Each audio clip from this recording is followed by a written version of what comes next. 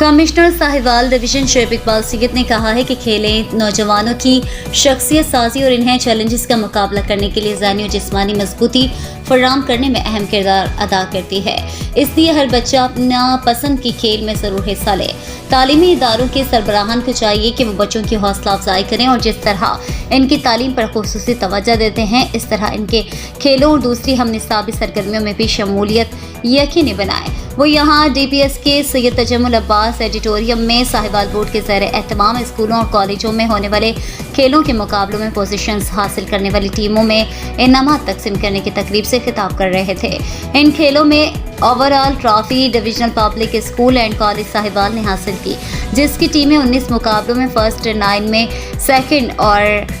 8 में थर्ड आई। तकरीब में secretary board doctor Rabia Akhtar, principal DPS brigadier retired Syed Anwarul Hassan Qurbani, director sports Fayyaz Salimi, director colleges professor Mohammad Masood Faridi, director public relations Mohammad Aqeel Ashfaq, CEO education Mohammad Ikram, DO secondary Khadim Hussain Mohal, vice principal DPS Akbar Ali और section heads Mohammad Akmal और जावेद इकबाल समेत मुख्तलिफ schools और कॉलेजेस के सरबराहान, असातिज़ा और तलबा और तालबात ने कसीर तादाद में शिरकत की। कमिश्नर साहिवाल डिवीजन शेब इकबाल सैयद ने मुकाबलों में बेहतरीन कारकर्दगी दिखाने पर